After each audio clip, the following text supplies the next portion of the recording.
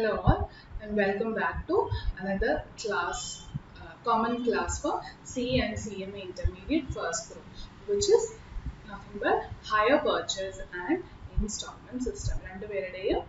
First group of financial accounting paper. Yeah? Even though the name suggests hire purchase and installment sale transactions, problem wise നമ്മൾ കൂടുതലും concentrate ചെയ്യുന്ന അല്ലെങ്കിൽ only concentrate ചെയ്യുന്ന hire purchase ഏരിയയിലാണ്. Installment sale transactions പക്ഷേ എന്താണെന്ന് നമുക്കുള്ളത് നമ്മൾ തിയററ്റിക്കലി മനസ്സിലാക്കും. But with problems we are going to deal mostly hire purchase questions. അങ്ങനെ തന്നെയാണ് നിങ്ങൾക്ക് എക്സാമിലും ഫ്രീക്വന്റ് ആയിട്ട് ചോദിച്ചിട്ടുള്ളത്. സോ ഈ രണ്ട് ട്രാൻസാക്ഷനും എന്താണെന്നൊക്കെ നമുക്കൊന്ന് ആദ്യമേ മനസ്സിലാക്കാം. ഏകദേശം ഇവർ തമ്മിലുള്ള situations അല്ലെങ്കിൽ conditions ഒക്കെ similar ആണ് except for few certain scenarios. അപ്പോൾ അതൊക്കെ നമുക്ക് ഒന്ന് ഡിസ്കസ് ചെയ്യാം. അതിനാദ്യമേ നമ്മൾക്കൊരു എക്സാമ്പിൾ എടുക്കാം. wherein you are interested, you means each of you, customer നമുക്കൊരു പേര് എന്ത് വേണമെങ്കിലും കൊടുത്തേക്കാം, മൈക്കിൾ എന്നോ something. Michael is the customer. നിങ്ങൾ ഓരോരുത്തരും മൈക്കിൾ ആണ്. So this Michael was interested in buying a latest bike or scooter. Yeah? And his interest came on August 15th, 2020. അന്ന് അയാൾ ചെന്ന് ഒരു നല്ല ആലപ്പുഴയിലുള്ള ഏതെങ്കിലും ഒരു നല്ല ഷോറൂമിൽ ചെന്ന് ഇഷ്ടപ്പെട്ട ആ ബൈക്കിനെ കുറിച്ച് അന്വേഷിച്ചപ്പോൾ ആ കടക്കാരൻ പറഞ്ഞു, അല്ലെങ്കിൽ ആ മോട്ടോഴ്സ് നടത്തുന്ന ഓണർ പറഞ്ഞു, ആ ബൈക്കിന്റെ വില 1,00,000 രൂപയാണ്. അപ്പോൾ മൈക്കിളുടെ അക്കൗണ്ടിലും ഫോണിലും ഇന്റർനെറ്റ് ബാങ്കിങ്ങിലൊക്കെ ചെക്ക് ചെയ്ത് വന്നപ്പോൾ മൈക്കിൾ ആകെ മുഴുവൻ സേവിങ്സ് ഈ ബൈക്കിന് വേണ്ടി ഇപ്പോൾ ചെലവാക്കാൻ, അതായത് ഓഗസ്റ്റ് 15-ന് ചെലവാക്കാനുള്ളത് 25,000 രൂപ മാത്രമേ ഉള്ളൂ. ബാക്കി കുറച്ചുകൂടെയുള്ള സേവിങ് വേറെ പേഴ്സണൽ കാര്യങ്ങൾക്കൊക്കെ വേണ്ടി മാറ്റി വെച്ചു. ബൈക്കിന് വേണ്ടി ഇമ്മീഡിയറ്റ്ലി കൊടുക്കാൻ ഒരു 25,000 രൂപയുണ്ട്. പക്ഷേ മൈക്കിളിന് ഇഷ്ടപ്പെട്ട ബൈക്ക് 1,00,000 രൂപ വിലയുള്ള ഒരു സാധനം. അപ്പോൾ എന്ത് ചെയ്യും? In such situations, the businessman also might offer an agreement to this prospective customer. ശരി, നിങ്ങളുടെ കയ്യിലുള്ള 25,000 ആദ്യമേ അഡ്വാൻസ് ബുക്കിംഗ് ആയിട്ട് തന്നാൽ മതി അല്ലേ? നമ്മൾ പലയിടത്തും വണ്ടികളൊക്കെ വാങ്ങിക്കാൻ പോവുകയാണെങ്കിൽ, അല്ലെ വീടോ ലാൻഡോ ഭൂമികളൊക്കെ വാങ്ങിക്കാൻ പോവുകയാണെങ്കിൽ അങ്ങനെയല്ലേ, ഒരു ടോക്കൺ കാശോ ഒരു അഡ്വാൻസോ കൊടുത്ത് നമ്മൾ ഉറപ്പിച്ചു വെക്കും. എന്നിട്ട് ബാക്കി പൈസ റെഡി ആകുമ്പോൾ കൊണ്ടു കൊടുക്കും. ഒരു വീട് വാങ്ങിക്കുകയൊക്കെ ആണെങ്കിൽ അങ്ങനെയാണ്. പക്ഷെ ഇവിടെ ഈ ബൈക്കിന്റെ അല്ലെങ്കിൽ കാറൊക്കെ വാങ്ങിക്കാൻ പോകുമ്പോൾ നിങ്ങൾ ശ്രദ്ധിച്ചിട്ടുണ്ടാവും, ഒരു പരിധി വരെ ആ നിങ്ങളുടെ കയ്യിലുള്ള സേവിങ് അഡ്വാൻസ് ആയിട്ട് ആദ്യം തന്നെ നിങ്ങൾ കൊടുക്കും. ബാക്കി കൊടുക്കേണ്ട ഈ ഒരു കേസിൽ എത്ര രൂപയുണ്ട്? 75,000. അത് ആ മോട്ടോഴ്സിന്റെ ഉടമയോ അല്ലെങ്കിൽ അവിടെ സെയിൽസ് റെപ്രസെന്റേറ്റീവ് ആയിട്ട് ഇരിക്കുന്ന ആൾക്കാരോ നമ്മളോട് പറയും, നിങ്ങളിത് പല തവണകളായിട്ട് അടച്ചാൽ മതി, പല തവണകളായിട്ട് അടച്ച് തീർത്താൽ മതി. ആ തവണകൾ നമ്മൾക്ക് തന്നെ തീരുമാനിക്കാം. വർഷത്തിൽ ഒരിക്കലാവാം, 6 മാസം കൂടുമ്പോഴാവാം, അല്ലെ 3 മാസം കൂടുമ്പോഴാവാം, അല്ലെ 1 മാസം കൂടുമ്പോൾ എല്ലാ മാസവും കുറേശ്ശെ എമൗണ്ട് കൊടുത്ത് തീർത്താൽ എത്രയും പെട്ടെന്ന് നമ്മുടെ ബാധ്യതയൊക്കെ ഒഴിഞ്ഞു പോകും അല്ലെ. അപ്പോൾ എത്ര തവണകൾ അല്ലെങ്കിൽ ഫ്രീക്വൻസി നമ്മൾക്ക് തന്നെ തീരുമാനിക്കാം. മാസത്തിൽ വേണോ, 15 ദിവസം കൂടുമ്പോൾ വേണോ, ഹാഫ് ഇയർലി വേണോ, ക്വാർട്ടർലി വേണോ, ഇയർലി വേണോ എന്നൊക്കെയുള്ളത്. ജനറലി ഇയർലി വെച്ചിട്ടാണ് നമ്മൾ ഡിസ്കസ് ചെയ്യുന്നത്. പക്ഷേ different scenarios will have different time period of frequencies. 1 year ആവാം, ഹാഫ് ഇയർ ആവാം. അതനുസരിച്ച് നിങ്ങൾ മനസ്സിലാക്കും. ഈ തവണകളെയാണ് നമ്മൾ ഇംഗ്ലീഷിൽ ഇൻസ്റ്റാൾമെന്റ്സ് എന്ന് പറയുന്നത്. പല ഘട്ടങ്ങളായിട്ട് നമ്മൾ അടച്ചു തീർക്കുന്ന എമൗണ്ട്. അപ്പോൾ മൈക്കിൾ നോക്കുമ്പോൾ ഇത് കൊള്ളാമല്ലോ, 25,000 രൂപ എൻ്റെ കയ്യിലുള്ള അഡ്വാൻസ് കൊടുത്ത് ഞാൻ ഈ ബൈക്ക് വാങ്ങിക്കുന്നു. പിന്നെ ബാക്കി 75,000 കൊടുക്കേണ്ടത് മൈക്കിൾ തീരുമാനിക്കുകയാണ്, ഞാൻ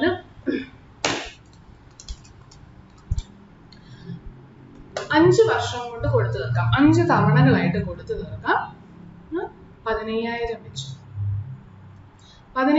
വെച്ച് 5 ഇൻസ്റ്റാൾമെന്റ്സ് ആയിട്ട്, അതായത് 5 കൊല്ലമായിട്ട് ഞാൻ കൊടുത്തു തീർക്കാമെന്ന് മൈക്കിൾ പറഞ്ഞു.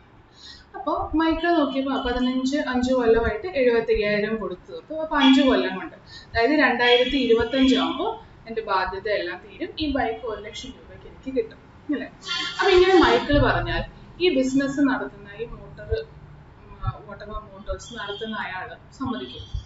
നിങ്ങളാണെങ്കിൽ സമ്മതിക്കുമോ? ഇല്ല അല്ലേ, ഒരു പരിധി വരെ നമ്മൾ സമ്മതിക്കാൻ സാധ്യതയില്ല. എന്തുകൊണ്ടാണ്? ഈ 75,000 രൂപ ഐഡിയലി സ്പീക്കിംഗ് എന്ന് കിട്ടേണ്ട ഒരു കാശാണ് ഓഗസ്റ്റ് 15, 2020 കിട്ടേണ്ടതാണ്. പക്ഷേ ഇയാൾക്ക് ഇപ്പോൾ ഇമ്മീഡിയറ്റ്ലി അടയ്ക്കാൻ കാശില്ലാത്തത് കൊണ്ട് നമ്മളൊരു എഗ്രിമെന്റ് പോലെ സമ്മതിച്ചു കൊടുത്താണ് പല തവണകളായിട്ട് അടച്ചാൽ മതി. ആ പല തവണകൾ എന്ന് പറയുന്നത് 5 വർഷമായിട്ട് സ്പ്രെഡ് ചെയ്താണ് ഇയാൾ പറഞ്ഞതെന്ന് വെക്കുക.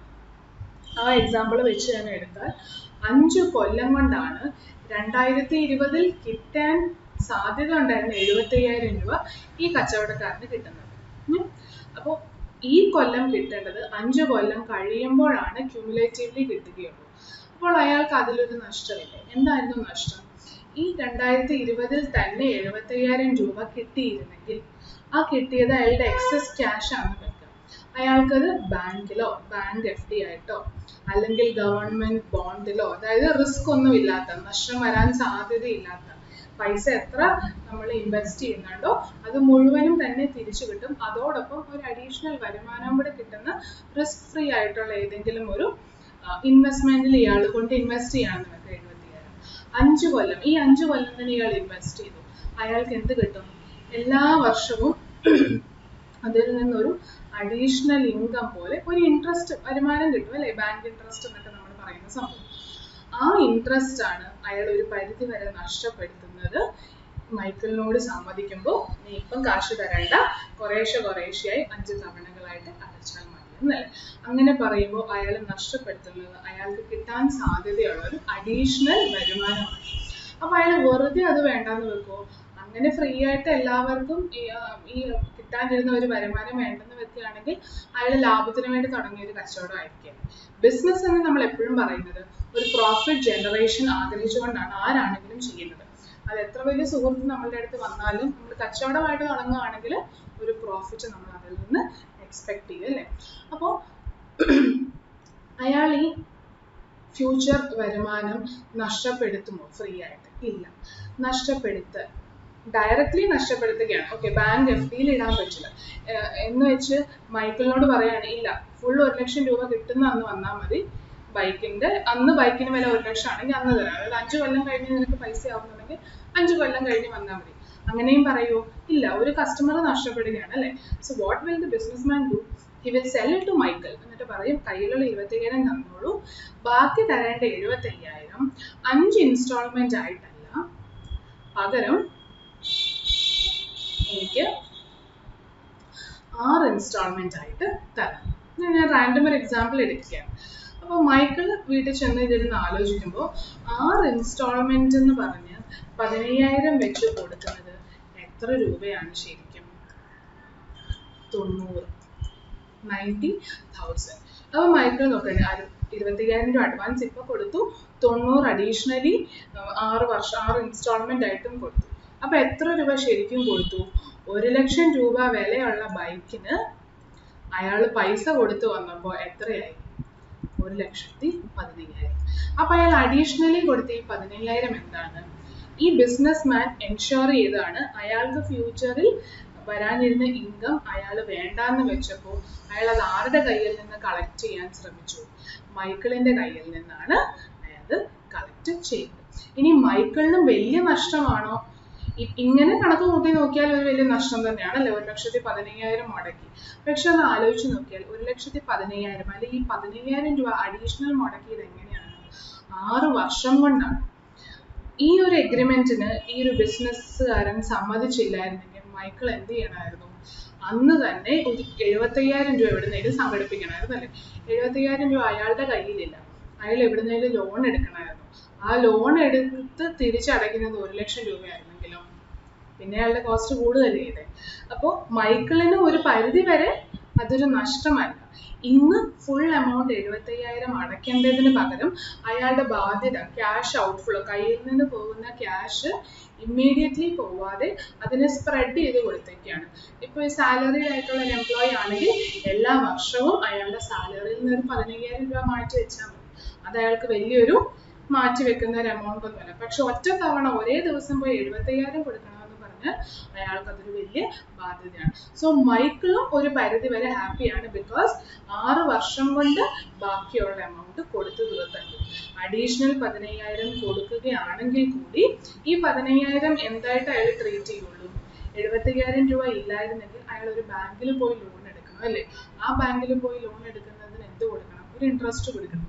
അതേപോലെ തന്നെ അയാൾ കൊടുക്കുന്ന ഒരു അഡീഷണൽ എമൗണ്ട് മാത്രമാണ് അയാൾക്ക് ഇഷ്ടപ്പെട്ട ഈ ബൈക്ക് വാങ്ങിക്കാൻ. ഇതാണ് in a just hire purchase and installment sale system. So ഇതിൽ നമ്മൾ എന്തൊക്കെ പോയിന്റ് ഡിസ്കസ് ചെയ്തു? ബൈക്കിന് അല്ലെങ്കിൽ നമ്മൾ വാങ്ങിക്കാൻ ആഗ്രഹിക്കുന്ന ആ പ്രോഡക്റ്റിന് ഒരു വില കാണും. ആ വിലയാണ് നമ്മളുടെ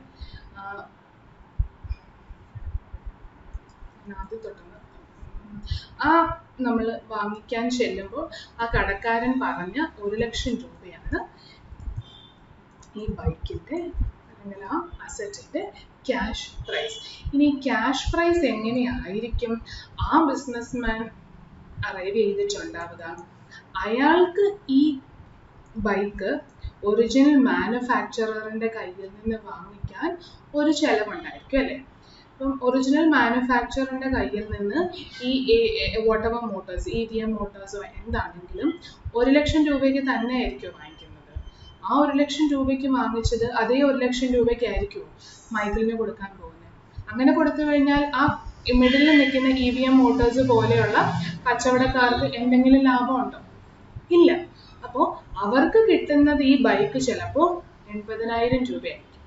അതാണ് ആ ബൈക്കിന്റെ കോസ്റ്റ് പ്രൈസ് എന്ന് പറയുന്നത്. അതിൻ്റെ കൂടെ ഈ ബിസിനസ്മാൻ ഈ മോട്ടോഴ്സ് എന്ത് ചെയ്യും?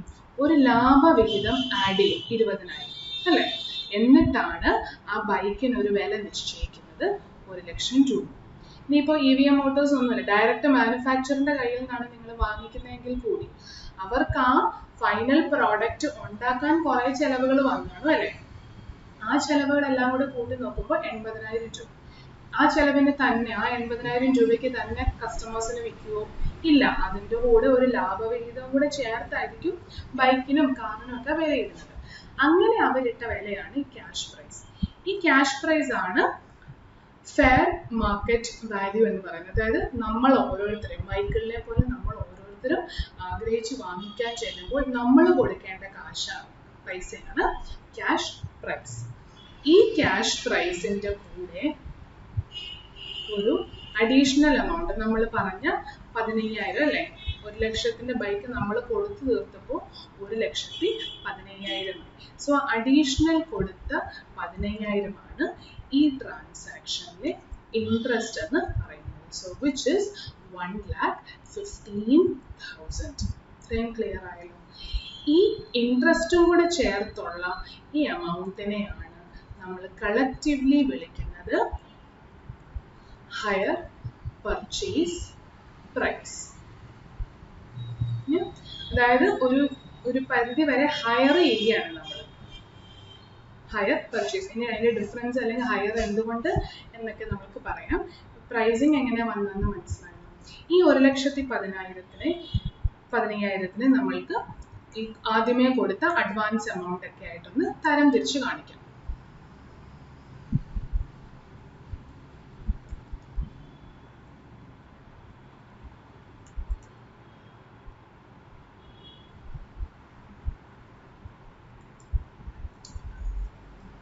നമ്മൾ 15 ഓഗസ്റ്റിന് ചെന്ന് ഈ കടക്കാരനോട് സംസാരിച്ചപ്പോൾ അയാൾ നമ്മുടെ കയ്യിലുള്ള എമൗണ്ട് അഡ്വാൻസ് ആയിട്ട് കൊടുക്കാൻ പറഞ്ഞു അല്ലേ? അത് എത്രയാണ് നമ്മൾ കൊടുത്തത്? 25,000. ഈ ചെന്ന ഉടനെ നമ്മൾ ആ കൊടുത്ത് അഡ്വാൻസ് ആയിട്ട് കൊടുക്കുന്ന ബൈക്കിന്റെ ഒരു ചെറിയൊരു എമൗണ്ടിനെയാണ് ഇതിനെ നമ്മൾ ഡൗൺ പേയ്മെന്റ് എന്ന് വിളിക്കുന്നത്. Down payment. ബാക്കി പല തവണകളായിട്ട് നമ്മൾ അടച്ചു തീർക്കേണ്ടതിനെയാണ് we call as installments. installments എത്രയായിരുന്നു ടോട്ടലി? 90 അല്ലേ? 90,000. എങ്ങനെയാണ് ഈ 90,000 വരുന്നത്? as 6 different installments. First installment, second, third, fourth, fifth and sixth of 15,000 each.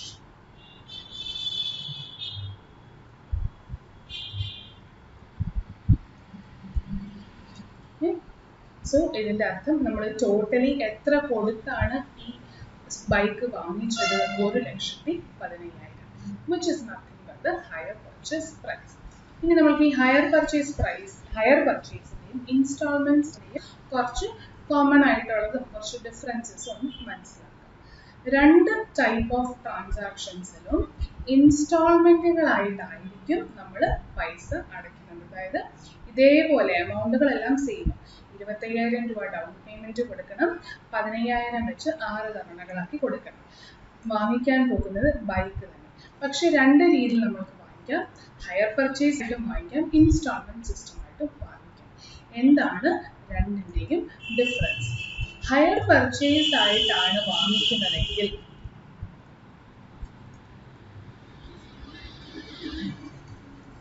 നമുക്ക് ബൈക്ക് അന്ന് തന്നെ കിട്ടിയെന്നിരിക്കും. അതായത് ബൈക്ക് നമ്മളുടെ കയ്യിലേക്ക് വന്നു, പക്ഷേ ബൈക്കിന്റെ ഉടമസ്ഥ അവകാശം നമ്മൾക്ക് കിട്ടണമെങ്കിൽ, അതായത് ഉടമ നിങ്ങളാണെന്ന്, ഓണർ നിങ്ങളാണെന്ന് പറയണമെങ്കിൽ എന്ന് വരെ വെയിറ്റ് ചെയ്യേണ്ടി വരും.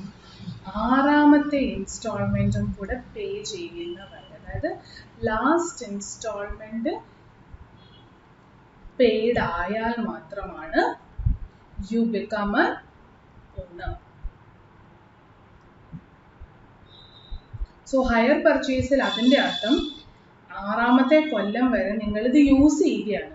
ആ യൂസ് ചെയ്യുന്നതിന് ഇൻസ്റ്റാൾമെന്റ് എല്ലാ വർഷവും കൊടുക്കുന്ന പോലെ ഇരിക്കും. പക്ഷെ അൾട്ടിമേറ്റ്ലി ഓണർഷിപ്പ് നിങ്ങളുടെ കയ്യിലേക്ക് കിട്ടുന്നത് എന്നാണ് 6ാമത്തെ വർഷവും ആ അവസാനത്തെ 15,000 രൂപയും കൂടെ കൊടുക്കുമ്പോൾ മാത്രം. പക്ഷെ ബൈക്ക് എന്ന് പറയുന്ന വസ്തു, ആ ഐറ്റം നിങ്ങളുടെ കയ്യിലേക്ക് എന്ന് തന്നെ വരും? ഡൗൺ പേയ്മെന്റ് കൊടുത്ത് എഗ്രിമെന്റ് ചെയ്യുന്ന അന്ന് തന്നെ എന്ത് കിട്ടും? പൊസഷൻ കിട്ടും. അതായത് ആ ബൈക്ക് നിങ്ങളുടെ കയ്യിലേക്ക് എത്തും, നിങ്ങൾക്കത് ഓടിച്ച് എവിടെ വേണമെങ്കിലും പോകാം, പൊസഷൻ കിട്ടും. പക്ഷെ ഓണർഷിപ്പ് ആവണമെങ്കിലോ, ഓണർഷിപ്പ് കിട്ടണമെങ്കിലോ only when last installment is paid. Then what is installment system? Installment system ഇങ്ങനെ തന്നെയാണ്. പേയ്മെന്റ് 25,000 രൂപ ഡൗൺ പേയ്മെന്റ് നടത്തണം, 6 തവണകളായിട്ട് ഇൻസ്റ്റാൾമെന്റും അടയ്ക്കണം. പക്ഷേ ഓണർഷിപ്പ് ഗെറ്റ്സ് ട്രാൻസ്ഫേർഡ്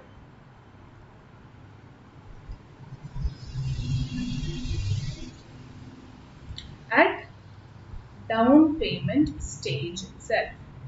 അതായത് ഡൗൺ പേയ്മെന്റ് കൊടുത്ത് നമ്മൾ ആ എഗ്രിമെന്റ് എൻറ്റർ ചെയ്ത് കഴിഞ്ഞാൽ ഉടനെ ഓണർഷിപ്പ് കിട്ടും. ഇഫ് ഇൻസ്റ്റാൾമെന്റ് സിസ്റ്റത്തിലാണ് നമ്മൾ ആ ബൈക്ക് വാങ്ങിക്കുന്നതെങ്കിൽ. അപ്പൊ അത് കഴിഞ്ഞിട്ടുള്ള 6 തവണകളായിട്ട് നമ്മൾ കൊടുക്കുന്നത് ഒരു ലോൺ പോലെ ആയിരിക്കും ട്രീറ്റ് ചെയ്യുന്നത്. അതായത് ഈ 6 instalments will kind of be treated as a loan.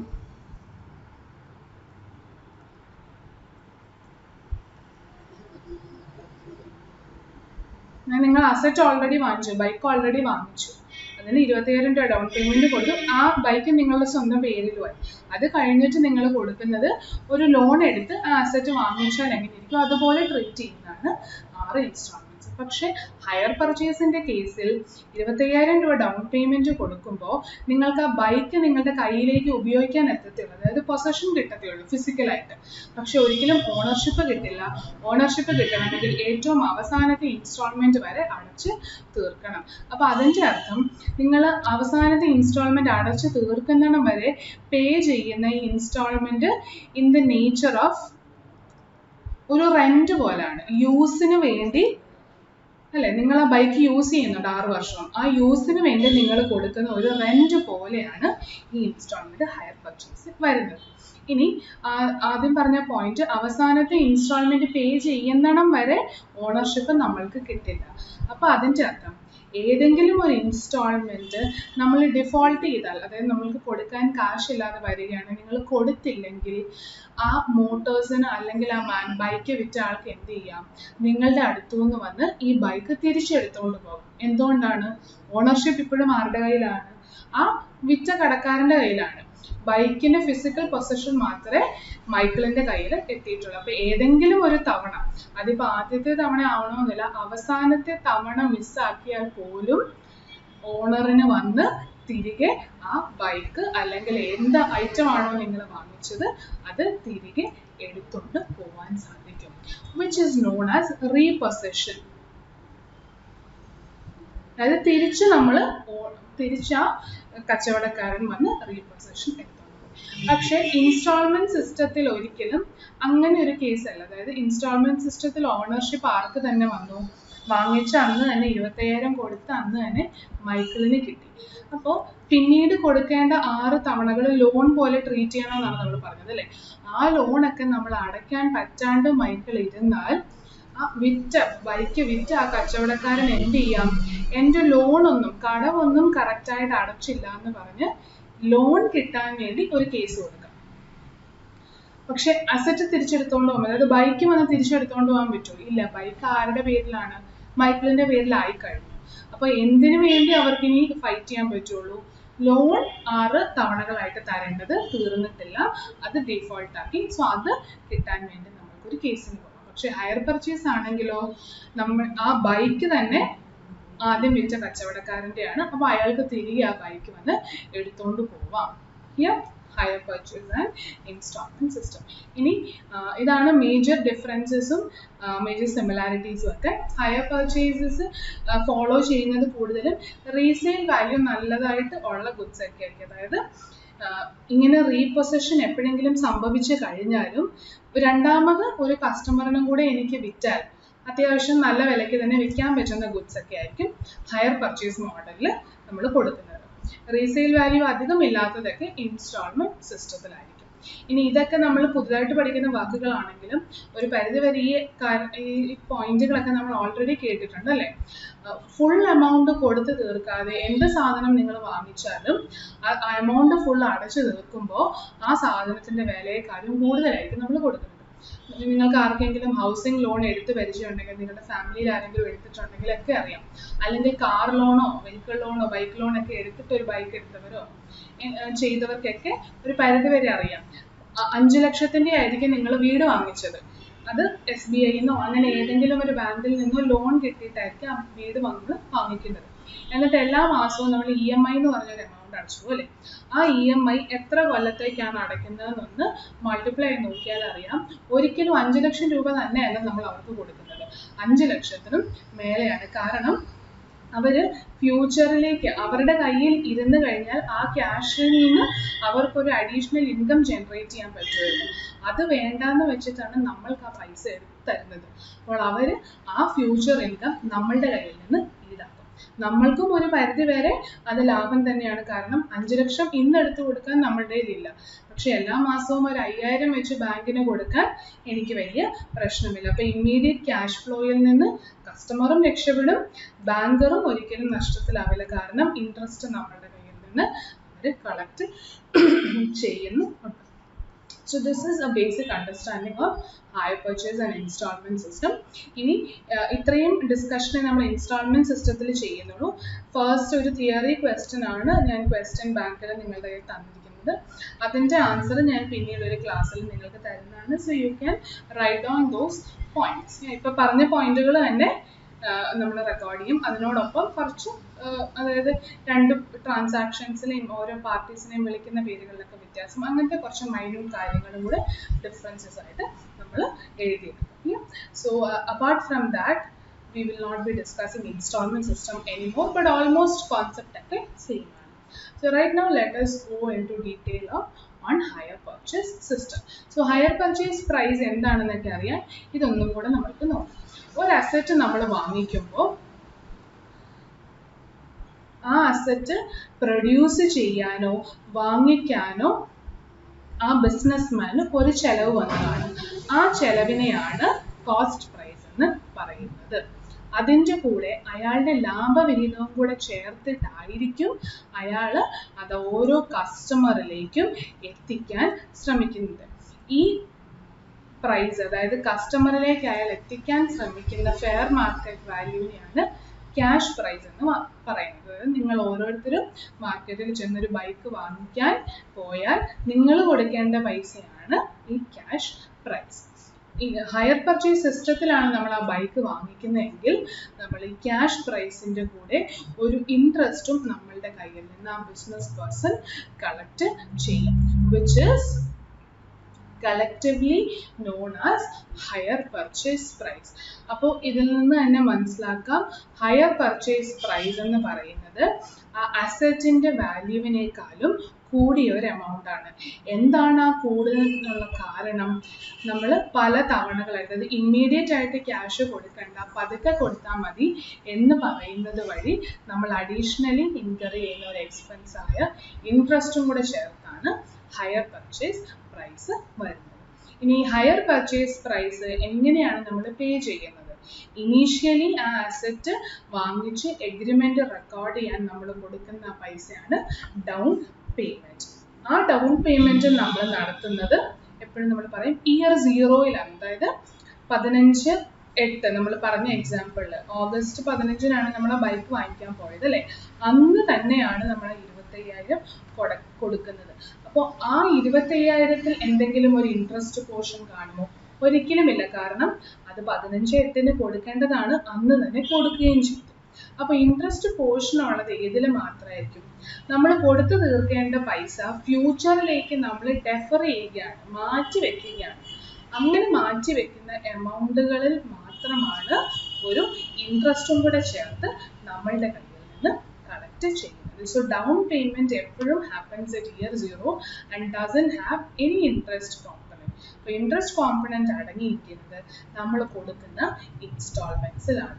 അപ്പോൾ ഈ പറഞ്ഞിരിക്കുന്ന 15,000 6 തവണകളായിട്ട് കൊടുക്കുമ്പോൾ ഓരോ തവണ കൊടുക്കുന്ന 15,000-ലും കുറച്ച് ഇൻട്രസ്റ്റ് ഉണ്ട്. അതായത് കുറച്ച് പ്രിൻസിപ്പിളിന് വേണ്ടിയും കുറച്ച് ഇൻട്രസ്റ്റിന് വേണ്ടിയും, കുറച്ച് പ്രിൻസിപ്പിൾ കുറച്ച്, ഇങ്ങനെയാണ് നമ്മൾ ഓരോ തവണയും കൊടുക്കുന്നത്.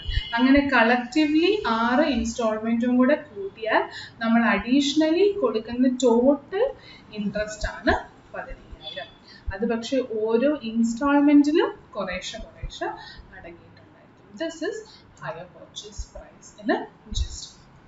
ഈ ചാപ്റ്ററിൽ നമ്മൾ കൂടുതൽ ഫോക്കസ് ചെയ്യുന്നത് ഹയർ പർച്ചേസ് പ്രൈസിൽ വാങ്ങിക്കുന്ന അസറ്റുകളൊക്കെ എങ്ങനെയാണ് ബുക്സ് ഓഫ് അക്കൗണ്ട്സിൽ നമ്മൾ റെക്കോർഡ് ചെയ്യുന്നതാണ്. പക്ഷെ അതിന് മുൻപ് let us learn few terms ആണ് ഹയർ പർച്ചേസസ്. നമ്മൾ പറഞ്ഞ കാര്യങ്ങളൊക്കെ തന്നെയാണ് ആദ്യമൊക്കെ എഴുതിയിരിക്കുന്നത്. ഇനി 2-3 കുറച്ച് വാക്കുകൾ നമ്മൾ പുതിയതായിട്ട് പഠിക്കാൻ പോവുകയാണ്. ഹയർ പർച്ചേസിൽ ഈ ബൈക്ക് വിൽക്കുന്ന EVM മോട്ടോഴ്സ് പോലെയുള്ള ആൾക്കാരാണ് സെല്ലർ ഓഫ് ഗുഡ്സ് അല്ലേ? അവരെ നമ്മൾ വിളിക്കുന്നതാണ് ഹയർ വെൻഡർ. ഇത് വാങ്ങിക്കുന്ന മൈക്കിളും നമ്മളും പോലത്തെ ഓരോ കസ്റ്റമറിനെയും നമ്മൾ വിളിക്കുന്നതാണ് ഹയർ പർച്ചേസർ. അതായത് ഒരു പ്രീഫിക്സ് ഉണ്ട് ഹയർ എന്നുള്ള പേര്. അപ്പോൾ ഈ ഹയർ വന്നതിൻ്റെ അർത്ഥം ഒരു പരിധി വരെ നിങ്ങൾക്ക് മനസ്സിലായി കാണുമല്ലോ. നിങ്ങൾക്ക് ഓണർഷിപ്പ് കിട്ടുന്നത് ഏറ്റവും അവസാനത്തെ തവണ അടയ്ക്കുമ്പോഴേ ഉള്ളൂ. അതുവരെ നിങ്ങൾ കൊടുക്കുന്നത് ഈ അസറ്റ് ഹയറിൽ, അതായത് വാടകയ്ക്ക് വാങ്ങിച്ച് അത് ഉപയോഗിക്കുന്നതിന് ഒരു പൈസ കൊടുക്കുന്നത് പോലെയാണ് ഒരു പരിധി വരെ ഇൻസ്റ്റാൾമെന്റ് പോകുന്നത്. അതുകൊണ്ടാണ് ഇതിനെ ഹയർ പർച്ചേസ് എന്ന് വിളിക്കുന്നത്. നിങ്ങളൊക്കെ പല കല്യാണങ്ങൾക്കൊക്കെ പോകുമ്പോഴാണെങ്കിലും അവിടെ വരുന്ന കേറ്ററിങ്ങിന്റെ ഒക്കെ ബിസിനസ് കാർഡൊക്കെ കിട്ടുവാണെങ്കിൽ കാണും ഹയറിംഗ് സർവീസസ് എന്നൊക്കെ അല്ലേ? അവരുടെ പാത്രങ്ങളും ഒക്കെ നമ്മൾ ഹയറിങ്ങിന് കൊടുക്കണം, അതായത് വാടകയ്ക്ക് കൊടുക്കുന്നു എന്നാണ് അവർ ഉദ്ദേശിക്കുന്നത്. So same kind of meaning ആണ് ഇവിടെയും ഹയറിന് അസൈൻ ചെയ്തിരിക്കുന്നത്. You will become owner only at the last installment payment. Till then, you are actually paying an amount for using that goods, for using those goods. Yeah.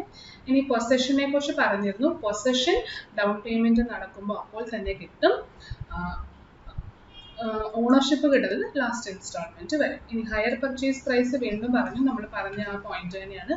Higher purchase എന്ന് പറയുന്നത് ആ അസറ്റിന്റെ cash പ്രൈസിനോടൊപ്പം ഒരു ഇൻട്രസ്റ്റും കൂടെ ചേരുന്നതാണ്. ഇനി asset ആയിട്ട് നിങ്ങൾ ഈ ഹയർ പർച്ചേസിൽ വാങ്ങിക്കുന്ന അസറ്റ്സ് ബുക്കിൽ റെക്കോർഡ് ചെയ്യേണ്ടത് എപ്പോഴും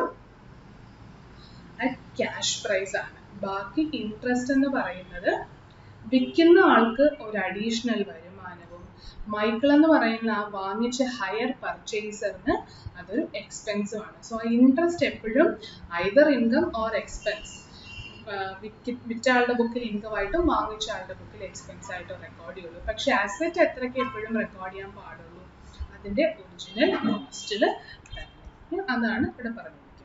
ഇനി ഇൻസ്റ്റാൾമെന്റ്സ് നമ്മൾ പറഞ്ഞു. ഇൻസ്റ്റാൾമെന്റിനകത്ത് ഒരു പ്രിൻസിപ്പൽ പോർഷൻ കാണും, ഒരു ഇൻട്രസ്റ്റ് പോർഷനും കാണും. ദാറ്റ് ഈസ് വാട്ട് ആണ് ഹിയർ. ഡൗൺ പേയ്മെന്റ് ഇനി അതായത് എഗ്രിമെന്റ് സൈൻ ചെയ്യുമ്പോൾ നമ്മൾ ഇനീഷ്യലി കൊടുക്കുന്ന ഒരു അഡ്വാൻസ് amount.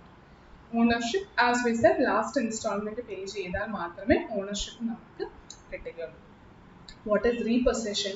ഏതെങ്കിലും ഒരു ഇൻസ്റ്റാൾമെന്റ്, അതിപ്പോൾ ലാസ്റ്റ് ഇൻസ്റ്റാൾമെന്റ് ഡീഫോൾട്ട് ചെയ്താൽ പോലും വിറ്റ ആ EVM മോട്ടോഴ്സ് പോലത്തെയുള്ള കച്ചവടക്കാർക്ക് ആ ഗുഡ്സ് നമ്മളുടെ കയ്യിൽ നിന്ന് തിരിച്ചു വാങ്ങിച്ചുകൊണ്ട് പോകാനുള്ള അധികാരമുണ്ട്, വിത്തൗട്ട് മേക്കിംഗ് ഇനി കോമ്പൻസേറ്ററി പേയ്മെന്റ്. അതായത് മൈക്കിളിന് ഇനിയും അങ്ങോട്ട് കാശൊന്നും കൊടുക്കാതെ അവർക്ക് എടുത്തോളൂ, കാരണം ഓണർഷിപ്പ് ആ EVM മോട്ടോഴ്സിന്റെ കയ്യിലായിരുന്നു. So that is repossession. So I hope it is clear. ഇപ്പോൾ ഈ ഒരു തിയറി നിങ്ങൾ നോട്ടിലേക്ക് എഴുതിക്കൊള്ളുക. I have been given it along with the printed questions and journal entries. So ഇത്രയും ടേംസ് ഒക്കെ നല്ലപോലെ മനസ്സിലാക്കുക. ഇനി നമ്മൾ സെല്ലറും ബയറിനൊന്നും പറയില്ല. Higher purchaser is buyer of goods and higher vendor is seller of goods. ഇനി നമ്മൾ പറഞ്ഞു ഹയർ പർച്ചേസ് എന്ന് പറയുന്ന ചാപ്റ്ററിൽ കൂടുതലും പഠിക്കേണ്ടത് ഹയർ പർച്ചേസ് എന്ന് പറയുന്ന ട്രാൻസാക്ഷൻ സെല്ലറിൻ്റെ ആണെങ്കിലും ബയറിൻ്റെ ആണെങ്കിലും, അതായത് ഹയർ വെൻഡറിൻ്റെയും ഹയർ പർച്ചേസറിൻ്റെയും ബുക്സ് ഓഫ് അക്കൗണ്ട്സിൽ എങ്ങനെയാണ് റെക്കോർഡ് ചെയ്യുന്നതാണ് നമ്മൾ കൂടുതലും ഈ ചാപ്റ്ററിൽ പഠിക്കാൻ ആഗ്രഹിക്കുന്നതും പഠിക്കുന്നതും. പക്ഷേ അതോടൊപ്പം അതായത് extensively journal and ledger postings ഒക്കെയാണ്. പക്ഷെ അതോടൊപ്പം ഒന്ന് രണ്ട് ചെറിയ പോയിന്റ്സും കൂടെ ചെറിയ ഏരിയയും കൂടെ കവർ ചെയ്യുന്നുണ്ട്, which might be and are regularly asked in your exams also. Cash price കണ്ടുപിടിക്കുക, അല്ലെങ്കിൽ ഇൻട്രസ്റ്റ് കണ്ടുപിടിക്കുക. ഇനി ഇങ്ങനെ പറഞ്ഞിരിക്കുന്ന ഈ ചെറിയ പോർഷൻ സെപ്പറേറ്റ് ഒരു ക്വസ്റ്റ്യൻ ആയിട്ട് തന്നെയല്ല, എക്സ്റ്റെൻസീവ് ആയിട്ട് ചോദിക്കുന്ന ലെഡ്ജർ ജേർണൽ പ്രിപ്പറേഷൻ്റെ ഉള്ളിൽ പോലും ഈ ഒരു കമ്പ്യൂട്ടേഷൻ വന്നിരിക്കാം. So let us take up the first theory. ഇത് നിങ്ങളുടെ നോട്ടിലേക്ക് നിങ്ങൾ എഴുതിയെടുത്തോളുക. The first area that we are going to discuss is computation of total cash price. എന്തായിരുന്നു ക്യാഷ് പ്രൈസ് എന്ന് നമ്മൾ ഓൾറെഡി പറഞ്ഞു. ഒരു അസറ്റ് മാർക്കറ്റിൽ വിൽക്കുന്ന ഫെയർ മാർക്കറ്റ് വാല്യൂ, നമ്മൾ ഓരോരുത്തരും വാങ്ങിക്കാൻ ആഗ്രഹിച്ചു പോയാൽ കൊടുക്കേണ്ട പൈസയാണ് ക്യാഷ് പ്രൈസ്. അത് മാനുഫാക്ചററിന്റെ കോസ്റ്റ് പ്രൈസും അയാളുടെ ലാഭവിഹിതവും കൂടെ ചേർന്നിട്ടുള്ളതായിരിക്കും. പക്ഷെ നമ്മൾക്കത് കോസ്റ്റ് പ്രൈസ് ആണ്. ആ ക്യാഷ് പ്രൈസ് എങ്ങനെ കണ്ടുപിടിക്കാമെന്നാണ് നമ്മൾ ഇനി പഠിക്കാൻ പോകുന്നത്. അതിന് രണ്ട് മെത്തേഡ്സ് ഉണ്ട്. One is without using annuity table and with annuity table. ഇനി ആനുവിറ്റി ടേബിൾ ലോഗ് ബുക്ക് ഒന്ന് നോക്കിയാണ് നമ്മൾ പ്രിപ്പയർ ചെയ്യുന്നത്, അതല്ലാതെ in calculator itself we will find out. ഇനി വിത്തൗട്ട് യൂസിങ് ആനുവിറ്റി ടേബിൾ നമ്മൾ കുറച്ച് പോയിന്റ്സ് എഴുതിയിട്ടുണ്ട്. അത് തിയററ്റിക്കലി എക്സ്പ്ലെയിൻ ചെയ്തിരിക്കുന്നതാണ് എന്താണ് ചെയ്യേണ്ടതെന്നുള്ളത്. ബട്ട് അത് നമ്മൾക്കൊരു പ്രോബ്ലം വഴി മനസ്സിലാക്കാം. How are we going to do? ഇനി വിത്തൗട്ട് യൂസിങ് ആനുവിറ്റി ടേബിളും വിത്ത് ആനുവിറ്റി ടേബിൾ എപ്പോഴൊക്കെ യൂസ് ചെയ്യാം? ആനുവിറ്റി ടേബിൾ ഇല്ലാതെ നമ്മൾ വർക്ക്ഔട്ട് ചെയ്യേണ്ടത് ഇൻസ്റ്റാൾമെന്റ്സ് ആർ നോട്ട് ഈവൻ. അതായത് നമ്മൾ പറഞ്ഞ എക്സാമ്പിളിൽ ഇൻസ്റ്റാൾമെന്റ്സ് ഈവൻ ആണോ, ഈവൻ എന്ന് ഉദ്ദേശിച്ചത് സെയിം ആണോ, എല്ലാ പ്രാവശ്യവും അത് ഹാഫ് ഇയർലി ആയിക്കോട്ടെ ഇയർലി ആയിക്കോട്ടെ നമ്മൾ കൊടുക്കുന്നത് ഒരേ എമൗണ്ട് ആണ്, ഈവൻ ആണ്. ഈവൻ അല്ലാത്ത സാഹചര്യങ്ങളിലാണ് വിത്തൗട്ട് ആനുവിറ്റി ടേബിൾ എന്ന് പറഞ്ഞ് നമ്മൾ എഴുതിയിരിക്കുന്ന ഇത്ര പോയിന്റ്സ് വഴി ഒരു അസറ്റിന്റെ ക്യാഷ് പ്രൈസ് കമ്പ്യൂട്ട് ചെയ്യേണ്ടത്. അപ്പോൾ ഇൻസ്റ്റാൾമെന്റ്സ് ഒക്കെ സെയിം ആണെങ്കിലോ നമ്മൾക്ക് ഏത് യൂസ് ചെയ്യാം? With the help of annuity table. ഇനി ഇൻസ്റ്റാൾമെന്റ്സ് സെയിം ആണെങ്കിൽ നിങ്ങൾക്ക് ആനുവിറ്റി ടേബിൾ വെച്ചിട്ടും ചെയ്യാം, ആദ്യത്തേതും ചെയ്യാം. പക്ഷെ ആദ്യത്തേത് കുറച്ച് ലെങ്തി പ്രോസസ്സാണ്. അപ്പോൾ സമയം ലാഭിക്കാൻ എപ്പോഴും ഇൻസ്റ്റാൾമെന്റ് സെയിം ആണെങ്കിൽ ആനുവിറ്റി ടേബിൾ വെച്ച് ചെയ്യുന്നതായിരിക്കും. പക്ഷെ നിങ്ങൾക്കൊന്ന് പ്രാക്ടീസ് ഒക്കെ ചെയ്ത് നോക്കണമെങ്കിൽ നിങ്ങൾക്ക് രണ്ട് മെത്തേഡിലും വർക്ക്ഔട്ട് ചെയ്യും. പക്ഷെ ഇൻസ്റ്റാൾമെന്റ്സ് സെയിം അല്ലെങ്കിൽ ആനുവിറ്റി ടേബിൾ യൂസ് ചെയ്യാനേ പാടില്ല. അതിന് ഓപ്ഷൻ ഒന്ന് മാത്രമേ ഉള്ളൂ, without using annuity table. So let us take up question number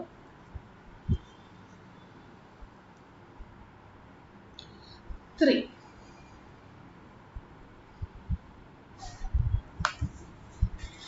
Ram and company acquired a motor lorry on hire purchase basis.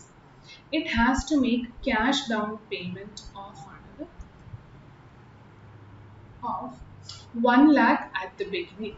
The payments to be made subsequently are 2,63,000, 1,85,000 and 1,14,000 at the end of first, second and third year respectively. Interest is charged at 14% per annum. Calculate the cost price of motor lorry and interest paid in each installment. ഇവിടെ cost price എന്ന് ഉദ്ദേശിക്കുന്നത് cash prize തന്നെയാണ്. നമ്മൾ ആ example അല്ലെങ്കിൽ theory പറഞ്ഞപ്പോൾ നമ്മൾക്ക് cost price നമ്മൾ റെക്കോർഡ് ചെയ്തത് മാനുഫാക്ചറിന്റെ കോസ്റ്റ് ആണ് അല്ലേ. അപ്പോൾ മാനുഫാക്ചറിനോട് പ്രോഫിറ്റും കൂടെ അറിഞ്ഞാൽ മാത്രമേ നമുക്ക് ആ സ്പ്ലിറ്റ് ഒക്കെ എഴുതാൻ പറ്റുകയുള്ളൂ. അപ്പോൾ ഇവിടെ കോസ്റ്റ് പ്രൈസ് എന്ന് ഉദ്ദേശിച്ചത് വാങ്ങിക്കാൻ ചെല്ലുന്ന ഓരോ കസ്റ്റമറിന്റെയും കാഴ്ചപ്പാടിലുള്ള കോസ്റ്റ് ആണ്. അതായത് മൈക്കിളും നമ്മളും പോലെയുള്ളവർ ഓരോരുത്തരും ബൈക്ക് വാങ്ങിക്കാൻ ചെന്നാൽ ഏത് പ്രൈസിനെ വാങ്ങിക്കാൻ പറ്റുള്ളൂ? ബൈക്ക് 1,00,000 രൂപ അല്ലേ, ആ ക്യാഷ് പ്രൈസ് അല്ലെങ്കിൽ നമ്മളുടെ കോസ്റ്റിനെ കുറിച്ചാണ് പറഞ്ഞിരിക്കുന്നത്, നോട്ട് ജസ്റ്റ് കോസ്റ്റ് പ്രൈസ്. അപ്പം നിങ്ങൾ കൺഫ്യൂസ്ഡ് ആവണ്ട, ഇവിടെ കോസ്റ്റ് പ്രൈസ് ആണെങ്കിലും നമ്മൾക്ക് കമ്പ്യൂട്ട് ചെയ്യേണ്ടത് ക്യാഷ് പ്രൈസ് ആണ്. ഇനി കൺഫ്യൂഷൻ ആണെങ്കിൽ കൂടി നിങ്ങൾക്ക് ക്യാഷ് പ്രൈസ് വരെ എത്താൻ പറ്റുകയുള്ളൂ. Original cost price of manufacture അറിയണമെങ്കിൽ അയാളുടെ ലാഭവിഹിതം നമുക്ക് തരണം. അത് ക്വസ്റ്റ്യനിൽ തരാത്തിടത്തോളം നിങ്ങൾക്ക് എവിടം വരെ അറൈവ് ചെയ്യാൻ പറ്റുള്ളൂ? ഈ ക്യാഷ് പ്രൈസ് വരെ. അത് കഴിഞ്ഞിട്ട് വേണമെങ്കിൽ പറയാം this includes cost of manufacture along with this profit, but amounts നമ്മൾക്ക് കണ്ടുപിടിക്കാൻ പറ്റണമെന്ന് ഇല്ല. സോ ഇതിൽ ആദ്യത്തെ സ്റ്റെപ്പ് ആ തിയറിയിലേക്ക് ഒന്ന് പോയി നോക്കാം. ആദ്യത്തെ സ്റ്റെപ്പ് ഏത് മെത്തേഡാണ് യൂസ് ചെയ്യേണ്ടത്, അത് ഏത് മെത്തേഡ് യൂസ് ചെയ്യണമെന്ന് തീരുമാനിക്കുന്നത് ഇൻസ്റ്റാൾമെന്റ്സ് സെയിം ആണോ, ഒരേപോലത്തെ ഇൻസ്റ്റാൾമെന്റ് ആണോ അല്ലയോ എന്നുള്ളതാണ്. ഇവിടെ നോക്കിയാൽ മനസ്സിലാക്കാം ഇൻസ്റ്റാൾമെന്റ് പല സമയത്തും പലതാണ് അല്ലേ. അപ്പോൾ ഇൻസ്റ്റാൾമെന്റ്സ് സെയിം അല്ല. ആനുവിറ്റി ടേബിൾ യൂസ് ചെയ്യാൻ പറ്റുമോ? ഇല്ല. ഇൻസ്റ്റാൾമെന്റും തന്നിട്ടുണ്ട്, ഡൗൺ പേയ്മെന്റും തന്നിട്ടുണ്ട്. നമ്മളോട് കണ്ടുപിടിക്കാൻ പറഞ്ഞിരിക്കുന്നത് എന്താണ്? Cash prize of that lorry. ഈ രണ്ട് ഇൻഫർമേഷനും ഉണ്ടെങ്കിൽ നമ്മൾക്ക് കിട്ടുന്ന എമൗണ്ട് എന്താണ്?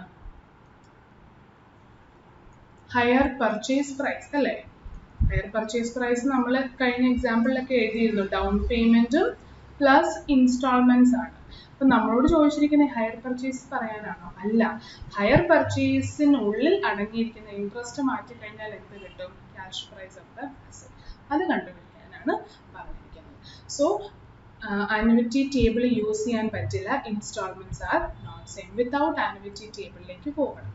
അതിൽ ആദ്യത്തെ പോയിന്റ് ഒന്ന് വായിച്ചു നോക്കാം. First step is to calculate ratio between interest and amount due using formula. Ratio of interest and amount due is equal to rate of interest divided by 100 plus rate of interest. അതായത് ആദ്യമേ നമ്മൾ എഴുതേണ്ട step ratio of interest and amount due. You will find many short notes in either my question or my writings on board. ഞാനത് പറയുമ്പോൾ ഫുള്ളായിട്ട് തന്നെ പറയും. അപ്പോൾ നിങ്ങളതനുസരിച്ച് കംപ്ലീറ്റ് ചെയ്താൽ മതി. I do not want to spend too much time in writing extensively. അതുകൊണ്ട് ഞാൻ ഷോർട്ട് ചെയ്യുന്നതാണ്. പക്ഷേ എക്സാമിന് ഒരിക്കലും ഞാൻ അങ്ങനെ ചെയ്തിട്ടുമില്ല, അങ്ങനെ റെക്കമെൻഡ് ചെയ്യുന്ന ഒരാളുമില്ല. ക്ലാസ്സിൽ നോട്ട്സ് പെട്ടെന്ന് കംപ്ലീറ്റ് ചെയ്യാൻ വേണ്ടി ഈ ഷോർട്ട് കട്ട്സ് ഒക്കെ യൂസ് ചെയ്യുന്നു. So ratio of interest and amount due is equal to, formula പറയുന്നു, റേറ്റ് ഓഫ് ഇൻട്രസ്റ്റ്. അതായത് ക്വസ്റ്റ്യനിൽ ഒരു റേറ്റ് ഓഫ് ഇൻട്രസ്റ്റ് തരും, അത് whole divided by 100 plus rate of interest. ഈ ഫ്രാക്ഷനൽ റേഷ്യോ കണ്ടുപിടിക്കാനാണ് നമ്മളോട് പറയുന്നത്. ഇനി റേറ്റ് ഓഫ് ഇൻട്രസ്റ്റ് എത്രയായിരുന്നു ക്വസ്റ്റ്യനിൽ പറയുന്നുണ്ട്? 14. So 14 divided by 100 plus 14. So our fraction is 14 divided by 114. ഇത്രയുമാണ് ആദ്യത്തെ സ്റ്റെപ്പ്. ഇനി അടുത്ത സ്റ്റെപ്സ് ഒക്കെ നമുക്ക് നോക്കാം. Calculate interest included in last installment by applying formula. അങ്ങനെ കുറച്ച് കാര്യങ്ങൾ തന്നിട്ടുണ്ട് അല്ലേ, റെപ്പറ്റേഷൻ ആണ്. So for that we are going to open a statement. Cash price using a statement. So അതിന് ഹെഡിങ് കൊടുക്കുക കമ്പ്യൂട്ടേഷൻ ഓഫ് ഇൻട്രസ്റ്റ്. കാരണം ക്വസ്റ്റനിൽ ഇൻട്രസ്റ്റും കണ്ടുപിടിക്കാൻ പറഞ്ഞിട്ടുണ്ട്, ഓരോ ഇൻസ്റ്റാൾമെന്റിൽ അടങ്ങിയിട്ടുണ്ട്, cash price. So it is a 6 columnar form statement. ഇപ്പോൾ നിങ്ങൾ ജസ്റ്റ് ശ്രദ്ധിച്ചാൽ മതി, എന്നിട്ട് എഴുതിയെടുത്താൽ മതി. ബിക്കോസ് ലാസ്റ്റ് കോളം രണ്ട് രീതിയിൽ നമുക്ക് പ്രസന്റ് ചെയ്യാം. അപ്പോൾ രണ്ട് രീതിയും ഞാൻ ബോർഡിൽ ഇവിടെ സ്ക്രീനിൽ കാണിക്കാം. സോ നിങ്ങൾക്ക് ഏതാണോ കംഫർട്ടബിൾ അത് നിങ്ങൾക്ക് എഴുതിയെടുക്കാം. ഇനി രണ്ടും ബുക്കിൽ എഴുതണമെങ്കിൽ അത് എഴുതിക്കൊള്ളുക. എന്നിട്ട് നിങ്ങളുടെ കംഫർട്ട് ഏതാണെന്ന് ചൂസ് ചെയ്ത് ടിക്കും എല്ലാം ചെയ്തേക്കുക. എന്നിട്ട് ഇനി വരുന്ന ക്വസ്റ്റ്യൻസ് ഒക്കെ അങ്ങനെ വർക്കൗട്ട്. രണ്ടും ചെയ്യുന്നതിൻ്റെ കാര്യം നിങ്ങൾ സജസ്റ്റഡ് ആൻസർ ഒക്കെ നോക്കുമ്പോൾ അല്ലെങ്കിൽ പഴയ ക്വസ്റ്റ്യൻ പേപ്പറോ അല്ലെങ്കിൽ സ്റ്റഡി മെറ്റീരിയലോ നോക്കുമ്പോൾ ഇതിലേതെങ്കിലും ഒന്ന് കാണും. അപ്പം നമ്മൾ പഠിച്ചത് മറ്റേ ഫോമാറ്റ് ആണെങ്കിൽ നിങ്ങൾക്കൊരു കൺഫ്യൂഷൻ വരും. അത് വരാതിരിക്കാനാണ് രണ്ടും പ്രസൻറ്റ് ചെയ്ത് കാണിക്കുന്നത്. പിന്നെ നിങ്ങളുടെ ഇഷ്ടമാണ് എന്ത് ചൂസ് ചെയ്യണം. So 6 columns ആണ്. അത് 6th column it can be presented in 2 ways which I will be showing. So full കഴിഞ്ഞിട്ട് നിങ്ങളൊന്ന് എഴുതിയെടുത്താൽ മതി. So 6 columns ഉണ്ട്. First column is end of installment, second column is installment, third column is balance due after installment, fourth is cumulative amount, fifth is interest at 14% per annum ആണ്. പക്ഷെ ഇവിടെ നമ്മൾ apply ചെയ്യാൻ പോകുന്നത് തൊട്ട് മുന്നേ കണ്ടുപിടിച്ച ആ റേഷ്യോ ആണ്. അതായത് സ്റ്റാർട്ടിംഗ് പോയിന്റ് നമ്മളുടെ steps. And then finally principal outstanding. ഈ കോളമാണ് വേറൊരു രീതിയിൽ നമ്മൾ പ്രസന്റ്. സോ ഫസ്റ്റ് മെത്തേഡാണ് ഇപ്പോൾ ചെയ്യുന്നത്. എൻഡ് ഓഫ് ഇൻസ്റ്റാൾമെന്റ്, അതായത് എത്ര ഇൻസ്റ്റാൾമെന്റ്സ് ഉണ്ടോ നമ്മൾ ബാക്ക്വേർഡ് ആണ് കാൽക്കുലേറ്റ് ചെയ്യാൻ പോകുന്നത്. എത്ര ഇൻസ്റ്റാൾമെന്റ്സ് ഉണ്ടോ ആ ഇൻസ്റ്റാൾമെന്റിന്റെ അവസാനം നിന്നുകൊണ്ട് ആണ് നമ്മൾ ഓരോന്ന് വർക്ക്ഔട്ട് ചെയ്യാൻ പോകുന്നത്. So year end is 3 instalments ആണ് ഇവിടെ അല്ലേ.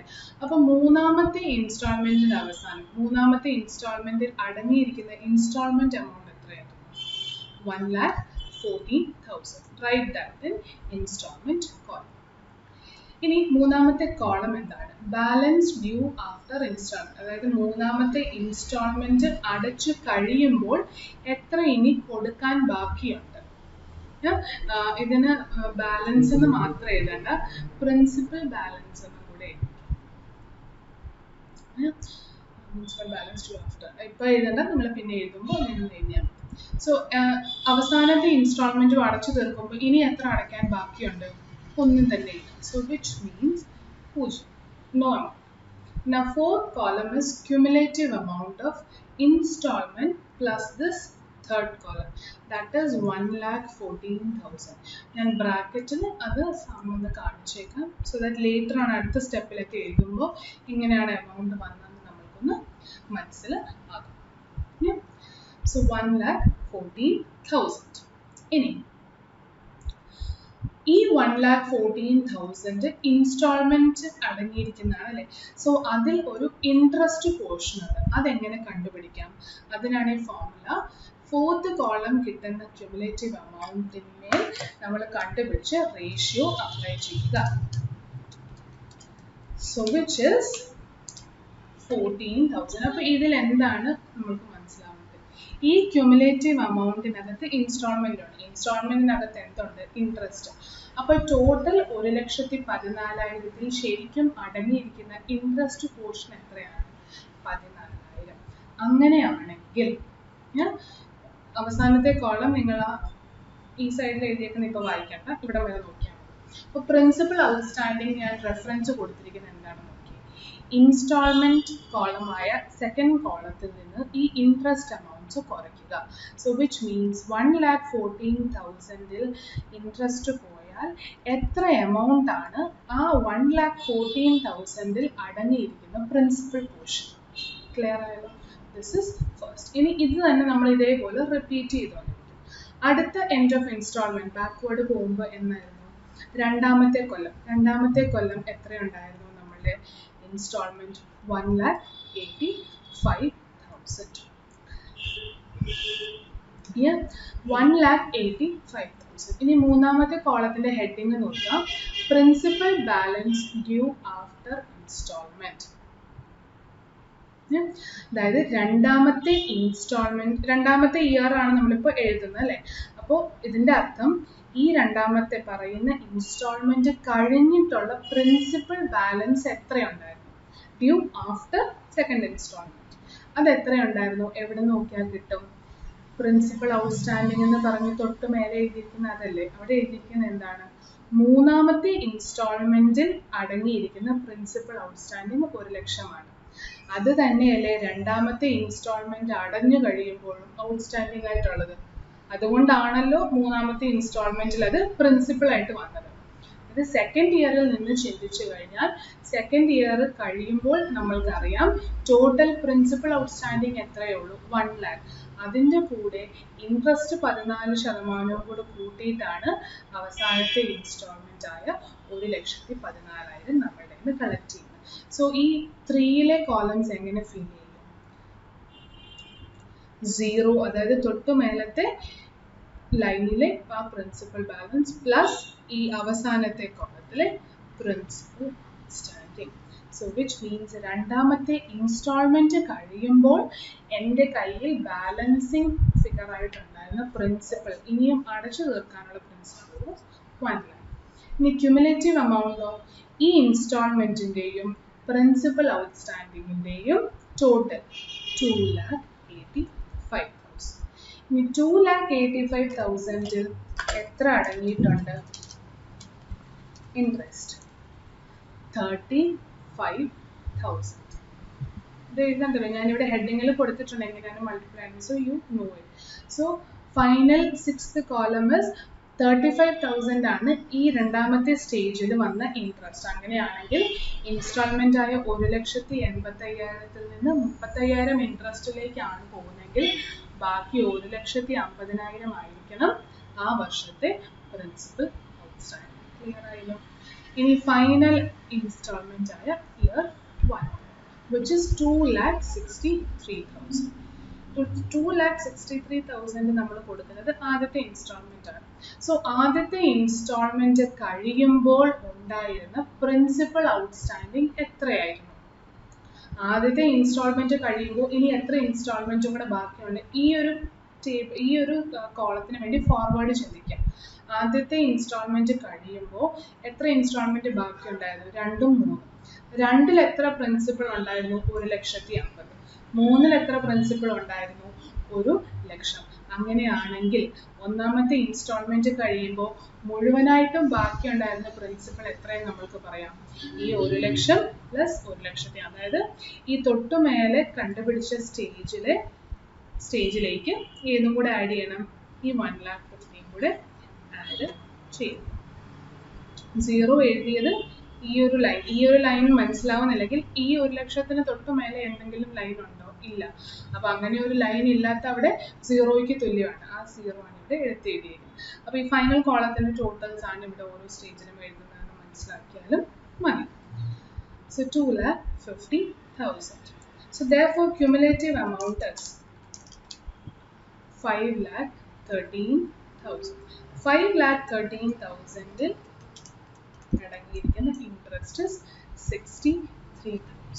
So therefore my principal outstanding in just first installment is 2 lakh. So നമ്മൾക്ക് എന്ത് കിട്ടി? അവസാനത്തെ കോളത്തിൽ ഓരോ ഇൻസ്റ്റാൾമെന്റിലും അടങ്ങിയിരിക്കുന്ന പ്രിൻസിപ്പൽ അമൗണ്ട്സ് കിട്ടി അല്ലേ? അപ്പോൾ ഇത് മൂന്നും ആഡ് ചെയ്താൽ എന്ത് കിട്ടും? എല്ലാ ഇൻസ്റ്റാൾമെന്റിന്റെയും കൂടെ ക്യുമുലേറ്റീവ് ആയിട്ടുള്ള പ്രിൻസിപ്പൽ ഔട്ട്സ്റ്റാൻഡിങ് കിട്ടും. ആ പ്രിൻസിപ്പളിന്റെ കൂടെ ഡൗൺ പേയ്മെന്റ് ആഡ് ചെയ്താൽ പോരെ എന്ത് കിട്ടാൻ?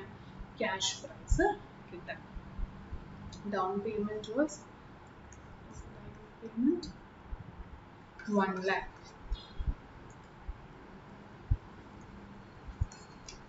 5,50,000 ആണ് ഈ ലോറിയുടെ ക്യാഷ് പ്രൈസ്.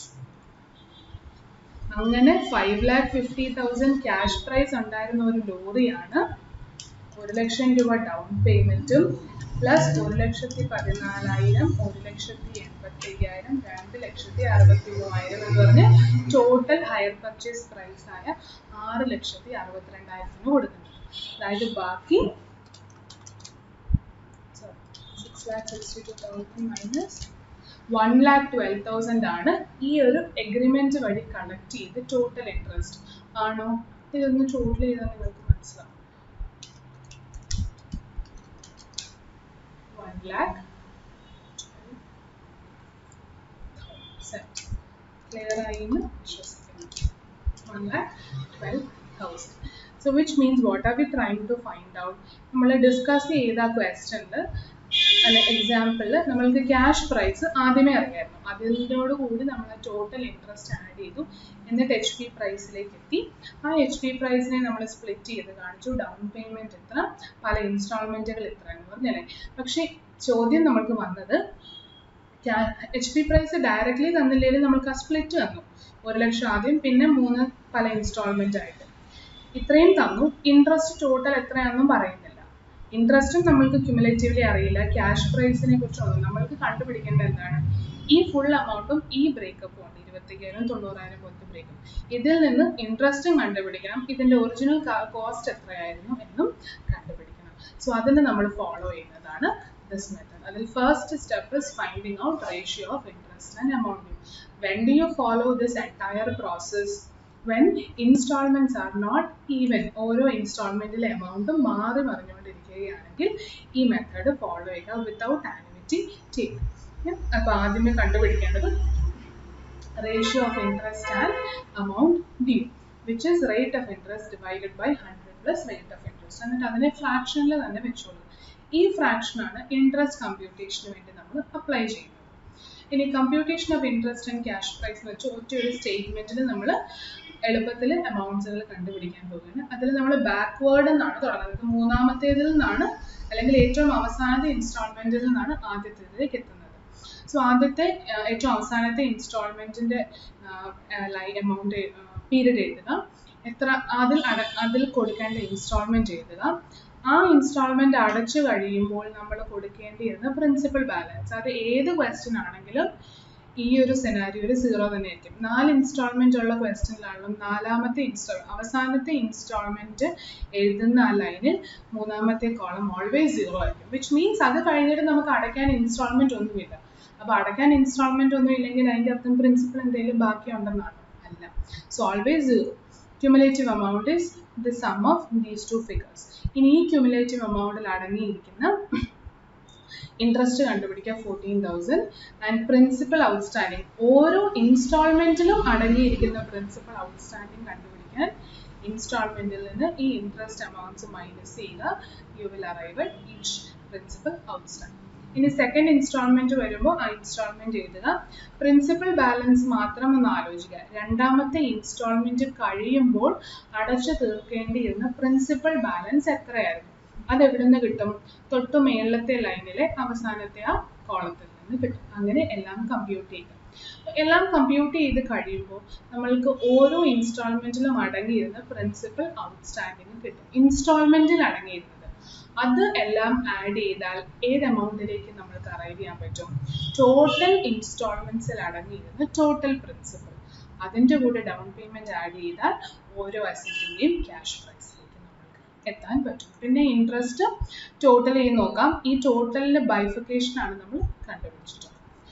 സോ ഈ സ്റ്റെപ്പ് ക്ലിയർ ആയി എന്ന് വിശ്വസിക്കുന്നു. ഇനി വേറൊരു രീതിയിൽ ഇതിനെ പ്രസന്റ് ചെയ്യാമെന്ന് പറഞ്ഞു അല്ലേ? അപ്പോൾ ആ പ്രസന്റേഷന് ഈ ഒരു കോളം മറന്നിരിക്കുക, 6th കോളം. അതിന് പകരം നമ്മൾ എഴുതാൻ പോകുന്നത് ക്യുമുലേറ്റീവ് പ്രിൻസിപ്പൽ ഔട്ട്സ്റ്റാൻഡിങ് ആണ്. ഈ അവസാനത്തെ കോളം നമ്മളിപ്പോൾ എഴുതിയത് മറന്നിരിക്കുക, cumulative principal. How do we start? ഞാൻ തൽക്കാലം അതൊന്ന് വായിക്കുകയാണ്.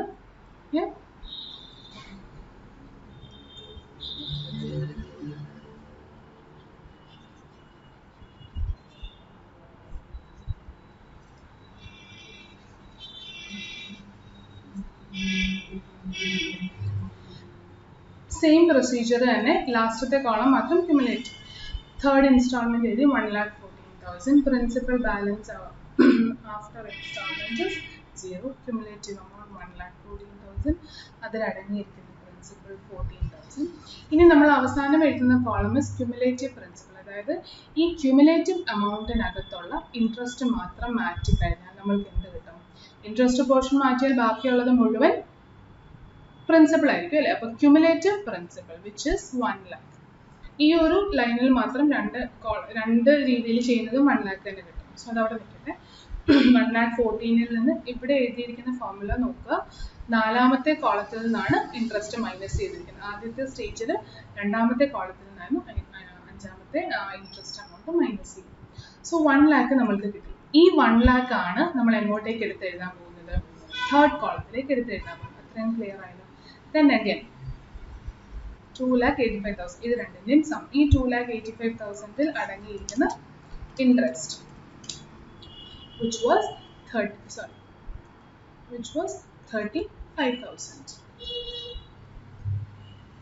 And finally cumulative principal. ഈ ക്യുമുലേറ്റീവ് എമൗണ്ടിൽ നിന്ന് ഇൻട്രസ്റ്റ് ഓൾറെഡി എടുത്ത് മാറ്റി കഴിഞ്ഞാൽ വീണ്ടും 14,000 മാറ്റേണ്ട കാര്യമുണ്ടോ? 14,000 മാറ്റി കഴിഞ്ഞിട്ടുള്ള പ്രിൻസിപ്പൽ 1,00,000 ഈ ക്യുമുലേറ്റീവിലേക്ക് ആഡ് ചെയ്യുന്ന 1,00,000 അല്ലേ. അപ്പോൾ ഈ 1,00,000-ത്തിനകത്ത് ഇൻട്രസ്റ്റ് ഇല്ല. അപ്പോൾ ഇൻട്രസ്റ്റ് ഏതിനകത്ത് മാത്രമേ കിടക്കുള്ളൂ? ഈ 2,85,000 1,00,000-ലേക്ക് ആഡ് ചെയ്ത് 1,85,000 മാത്രം. അത് എത്ര ഉണ്ടായിരുന്നു? 35,000. സോ ഈ ടോട്ടൽ 2,85,000-ൽ നിന്ന് 35,000 മൈനസ് ചെയ്താൽ നിങ്ങൾക്ക് കിട്ടാൻ പോകുന്നത് രണ്ടാമത്തെ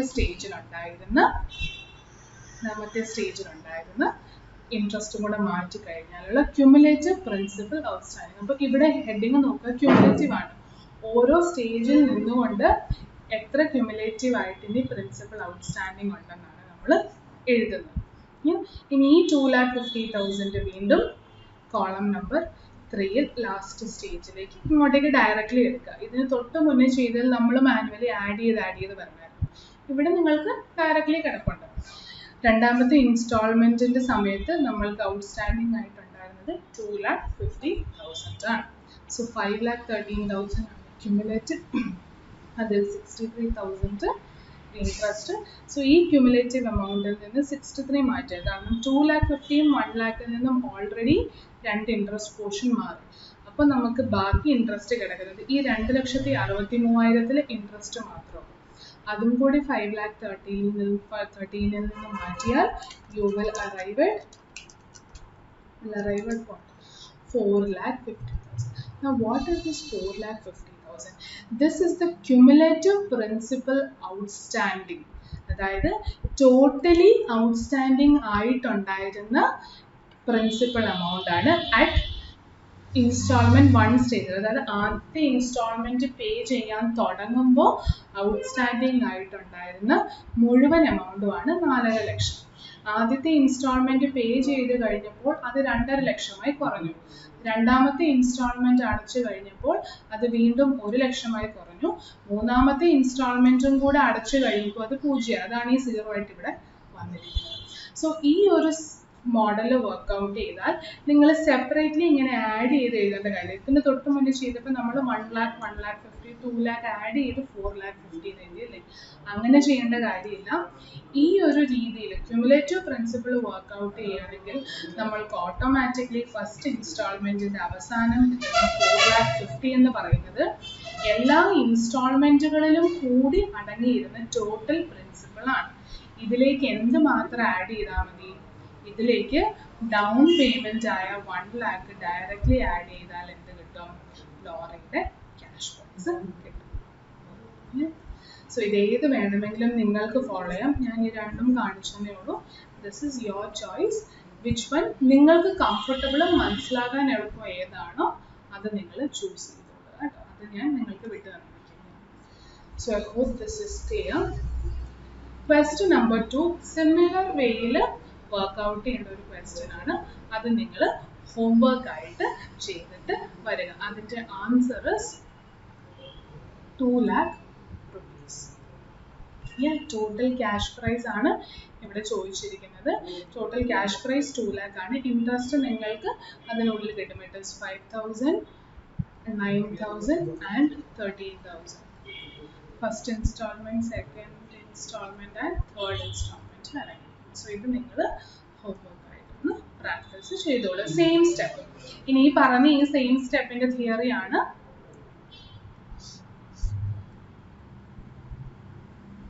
ഇവിടെ വിത്തൗട്ട് ആനുവിറ്റി ടേബിൾ എന്ന് പറഞ്ഞ് എഴുതിയിരിക്കുന്നത്. നമ്മളിപ്പോൾ ചെയ്തത് തന്നെ തിയററ്റിക്കലി എഴുതിയിരിക്കും. അപ്പം നിങ്ങൾക്ക് വേണമെങ്കിൽ ഇതൊന്ന് വായിച്ചു. ഇനി രണ്ടാമത്തെ way of finding out interest cash prices with annuity table. If present value is known, അതായത് PV ഫാക്ടർ എന്ന് പറയും. PV ഫാക്ടർ ഓൾറെഡി അറിയാമെങ്കിൽ, അത് നമുക്ക് ലോഗ് ഒക്കെ ഉണ്ടെങ്കിൽ അറിയാൻ എളുപ്പമാണ്. അങ്ങനെ അറിയാമെങ്കിൽ അത് ചെയ്തോളുക. അറിയത്തില്ലെങ്കിൽ നമുക്ക് കാൽക്കുലേറ്ററിൽ അത് വർക്ക്ഔട്ട് ചെയ്യും. അതിങ്ങനെ സെപ്പറേറ്റ്ലി ഞാൻ തന്നു എന്നുള്ളതേ ഉള്ളൂ. ബട്ട് അൾട്ടിമേറ്റ്ലി നമ്മൾ രണ്ടാമത് ചെയ്യുന്ന ഈ ഒരു ഫോർമുല തന്നെയാണ് നമ്മൾക്ക് PV ആയിട്ട് കിട്ടാൻ പോകുന്നത്. So anyway annuity table follow ചെയ്യാം when installments are same. പക്ഷെ ഇൻസ്റ്റാൾമെന്റ് സെയിം ആണെങ്കിൽ ആനുവിറ്റി ടേബിൾ മാത്രമല്ല ഈ മെത്തേഡ് വേണമെങ്കിലും ചെയ്യാം. അപ്പം നിങ്ങൾ വേറൊരു ക്വസ്റ്റ്യൻ അങ്ങനെ രണ്ട് രീതിയിലും വർക്ക്ഔട്ട് ചെയ്ത് നോക്കിക്കോളൂ കേട്ടോ, ആനുവിറ്റി ടേബിൾ ഉള്ള ഒരു question. So let us take up question number 13.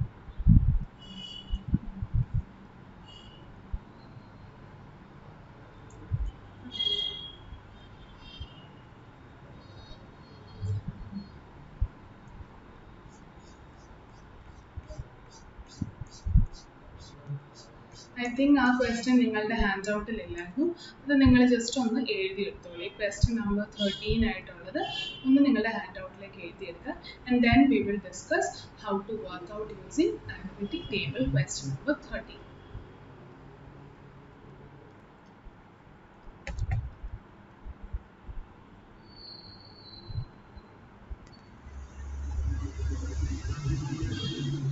So question number 13. On 1/4/2015, Fast Track Motors Company sells a truck on hire purchase basis to Teja Transport Company for a total HP price of 9 lakh, payable as to 2,40,000 as down payment and the balance in 3 equal annual installments of 2,20,000 each, payable on 31 March 2016, 17 and 18. The hire vendor charges 10% interest. Ascertain the cash price of the truck for Teja Transport Company. Calculations may be made to the nearest rupee. അപ്പോൾ ഇവിടെ പറയുന്ന hire purchase price ഉണ്ട്, down payment ഉണ്ട്, annual installment ഉണ്ട്. അപ്പോൾ annual installment equal ആണ്. So therefore നമ്മൾക്ക് annuity table use ചെയ്യാം. അപ്പോൾ ആനുവിറ്റി ടേബിളിൽ ക്യാഷ് പ്രൈസ് കണ്ടുപിടിക്കാൻ formula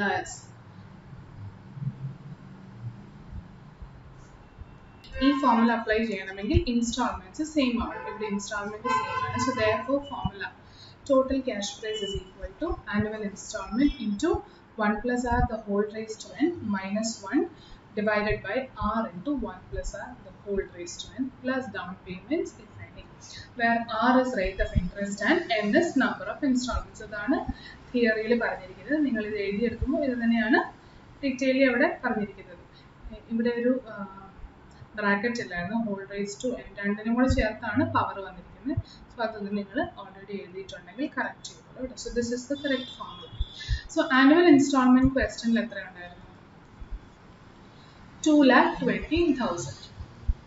so 2,20,000 into 1 plus r, that was 10%. So 10 by 100 and 3 annual installments divided by 0.1 into 1 plus 0.1 whole raised to 3 plus down payment was 2,40,000. So therefore my answer is 2,20,000 into 1.1 into power 3. So 1.331 minus 1 divided by 1.331 into 0.1. ഇതൊന്നും solve ചെയ്യേണ്ടത് എങ്ങനെയാണെന്ന് പറഞ്ഞാൽ മാത്സിൽ നിങ്ങൾ already പഠിക്കുന്നതാണ്. So I am not going into detail. ഞാൻ just work out ചെയ്ത് പോകുന്നു. So 2,20,000 into 0.331 divided by 5,47,107. ഞാൻ നിയറസ്റ്റ് 1ലേക്ക് റൗണ്ട് ഓഫ് ചെയ്തിട്ടുണ്ട്. Plus 2,40,000. So therefore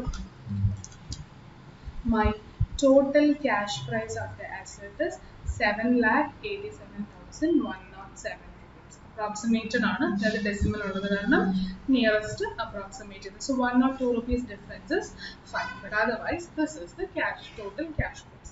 so annual instalments ഉള്ള കേസിലാണെങ്കിൽ പെട്ടെന്ന് തന്നെ നമ്മൾക്ക് കംപ്ലീറ്റ് ചെയ്ത് വരാം. പക്ഷെ ആനുവൽ ഇൻസ്റ്റാൾമെന്റ് അല്ല, ഓരോ ഇൻസ്റ്റാൾമെന്റും മാറുകയാണെങ്കിൽ കുറച്ച് ആ ഒരു സ്റ്റേറ്റ്മെന്റ് പ്രിപ്പയർ ചെയ്ത് വരാനുള്ള സമയം എടുക്കും. But otherwise it is fine. ഇനി ആ സ്റ്റേറ്റ്മെന്റ് വഴി ചെയ്തതും അതേ ക്വസ്റ്റ്യൻ ഈ ഒരു പ്രോബ്ലം ഈ 2,20,000 ഈ ഫോർമുല വഴി ചെയ്തത് നിങ്ങൾക്ക് ആ മോഡലിൽ ചെയ്ത് നോക്കിയാലും ആൻസർ കിട്ടും. പക്ഷെ റൗണ്ട് ഓഫ് ഡിഫറൻസ് ചിലപ്പോൾ വന്നെന്നിരിക്കാം കേട്ടോ, അവസാനത്തെ 2 ഡിജിറ്റിൽ. That is fine.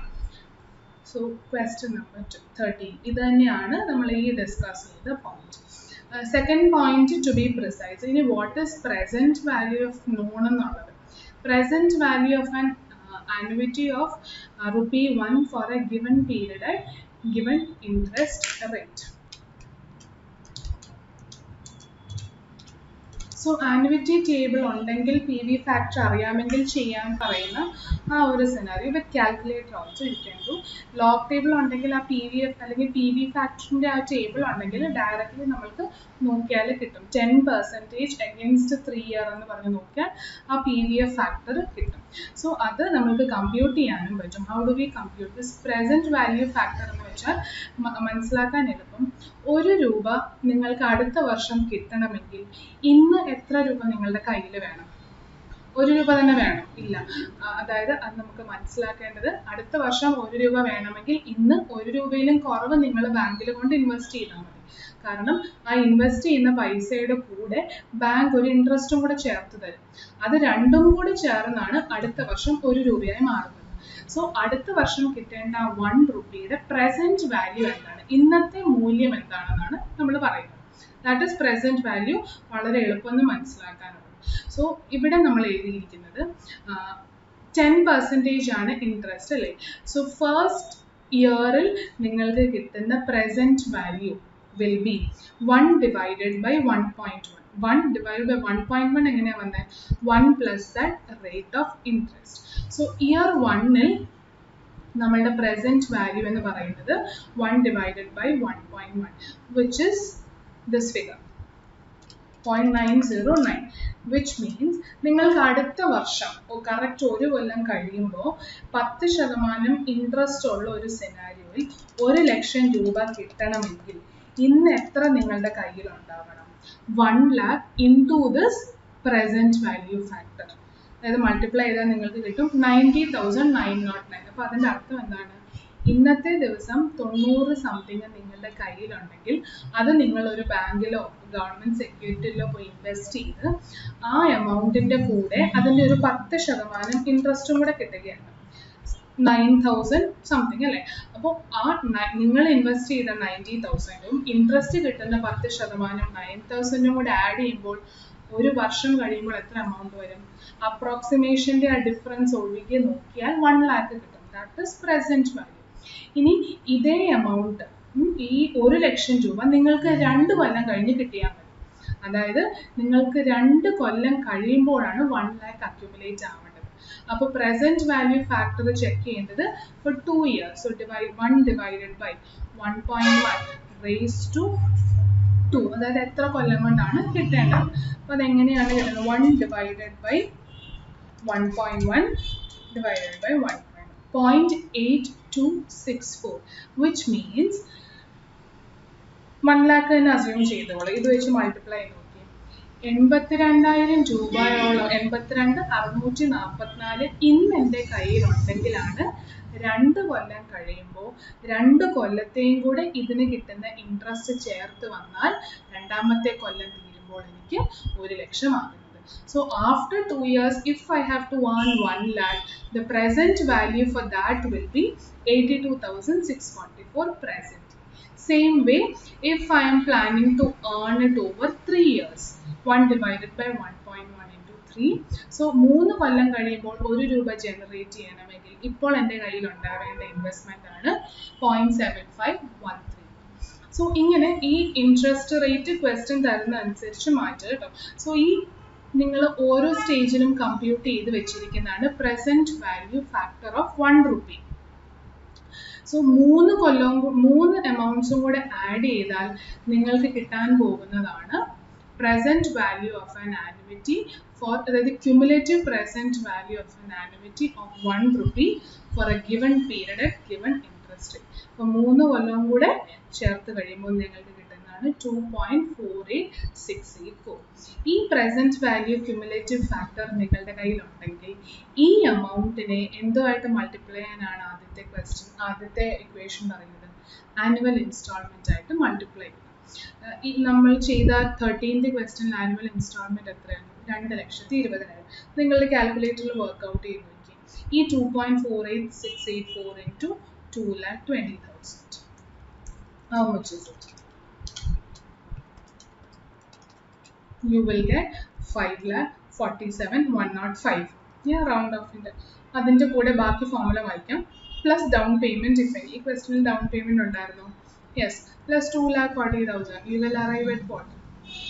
7,87,105. ഇത് തന്നെ നിങ്ങൾ ഈ അതിന് തൊട്ട് മുന്നേ ഉണ്ടായിരുന്ന വേറൊരു ഫോർമുല വെച്ചിട്ട് കണ്ടുപിടിച്ചു. amount സെയിം അല്ലേ? ഞാൻ പറഞ്ഞു അവസാനത്തെ ആ ഒരു ഡിജിറ്റിന് 1-2 രൂപയുടെ വ്യത്യാസമേ ഉള്ളൂ. അത് ഈ ആനുവിറ്റി ഫാക്ടറിനുള്ള നമ്മൾ 1-2 ഡെസിമൽ കൂടുതൽ എടുത്തോ കുറവെടുത്തതിൻ്റെ ഒക്കെ ഡിഫറൻസ് മാത്രമാണ്. But otherwise you are getting same answer. So if you know this way you can work out present value factor cumulative എടുത്തിട്ട് മൾട്ടിപ്ലൈ നോക്കാം. അല്ല പ്രസന്റ് വാല്യൂ ഫാക്ടറിന്റെ ടേബിൾ നിങ്ങൾക്ക് തരുന്നത് അങ്ങനെ ചെയ്യാം. അതൊരിക്കലും നമുക്ക് എക്സാമിന് കിട്ടില്ല. അപ്പം നമ്മൾക്ക് കിട്ടിയില്ലെങ്കിൽ കൂടി കാൽക്കുലേറ്റർ വെച്ചിട്ട് കണ്ടുപിടിക്കാൻ മതിയുള്ളൂ. ഈ ക്യുമുലേറ്റീവ് ആയിട്ടുള്ള 2.48 ആണ് നിങ്ങൾക്ക് ആ ടേബിൾ നോക്കിയാൽ ഒറ്റയടിക്ക് കിട്ടാൻ പോകും. So if calculator also you can find out. അപ്പോൾ ഇങ്ങനെ വേണമെങ്കിൽ ചെയ്യാം, അല്ലെങ്കിൽ ഈ ഫോർമുല വെച്ചിട്ട്. രണ്ടും നിങ്ങൾ അറൈവ് ചെയ്യാൻ പോകുന്ന ആൻസർ സെയിം. രണ്ട് രീതിയിൽ പ്രസന്റ് ചെയ്തു എന്ന് മാത്രമേ ഉള്ളൂ, ആൻസർ സെയിം ആണ്. So if you check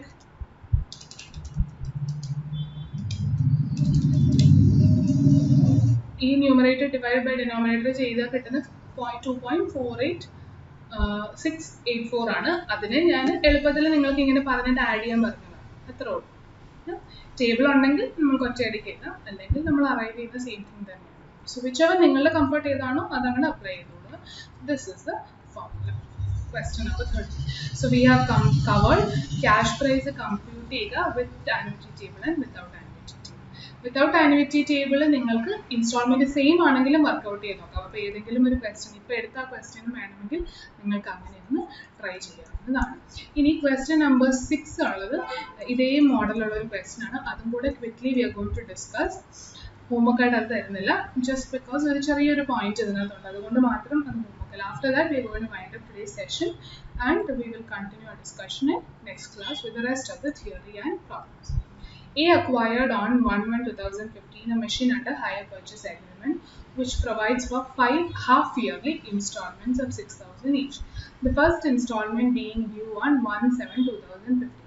Assuming that the applicable rate of interest is 10% per annum, calculate the value of the machine. All workings should form part of answer. എന്നാണ് ക്വസ്റ്റ്യനിൽ പറയുന്നത്.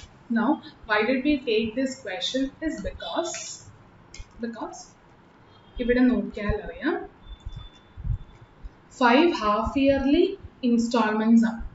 And rate of interest is per annum. അതായത് interest rate തന്നിരിക്കുന്ന ഒരു വർഷത്തേക്കും instalment 6 മാസവും കൂടുമ്പോഴാണ് അല്ലേ. അപ്പോൾ നമുക്ക് ആ ഫോർമുലയിൽ അപ്ലൈ ചെയ്യണമെങ്കിൽ രണ്ടും ഒരേ ബേസ് ആവണം. ഒന്നെങ്കിൽ രണ്ടും ഒരേ ഇയർ ബേസിലാവണം, ഇയർലി ഇൻസ്റ്റാൾമെന്റും ഇയറിന്റെ ഇൻട്രസ്റ്റ് റേറ്റും ആണ്. അല്ലെങ്കിൽ രണ്ടും ഹാഫ് ഇയർലി ആവണം. സോ ഏതെങ്കിലും ഒന്നിനെ ഇയർലി ഹാഫ് ഇയർലി ഏതാണോ കംഫർട്ട് അനുസരിച്ച് മാറ്റി. So total cash price is equal to annual installment into 1 plus r the whole raised to 3 minus 1. Power അല്ലല്ല കേട്ടോ, എന്ന് എഴുതിയതും അടുപ്പിച്ചാന്ന് വിചാരിക്കുന്നത്. r into 1 plus whole raised to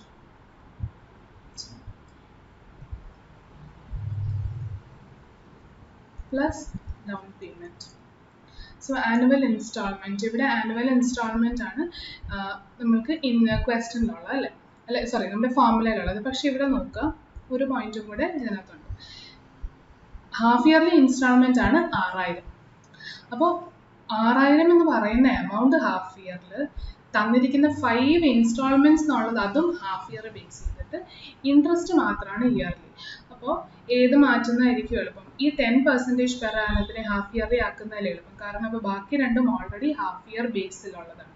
so therefore I am going to write annual installment ആണെങ്കിലും I am going to write it as 6,000. Reason നമുക്ക് confused ആവണ്ട. Plus 1 plus r എഴുതുമ്പോൾ r 10% per ആനമാണ്. അതിനെ ഞാൻ എന്ത് ചെയ്തു? ഹാഫ് ഇയർലി ആക്കി. അപ്പോൾ ഇതും ഹാഫ് ഇയർലി ആണ്, ഇതും half yearly. So now you can relate it. Whole raise to n. ഇനി എന്നും ഹാഫ് ഇയർലി തന്നെ എഴുതിയാൽ മതി, കാരണം എല്ലാം ഹാഫ് ഇയർലി ആക്കി കഴിഞ്ഞു. അത് എത്ര തന്നെയാണ്? 5 എന്ന് ക്വസ്റ്റ്യനിൽ പറയുന്നത്. -1 divided by 0.05 into 1 plus 0.5 into 5 plus down payment എന്തെങ്കിലും ഉണ്ടായിരുന്നു? No, 0. So therefore my total cash price is equal to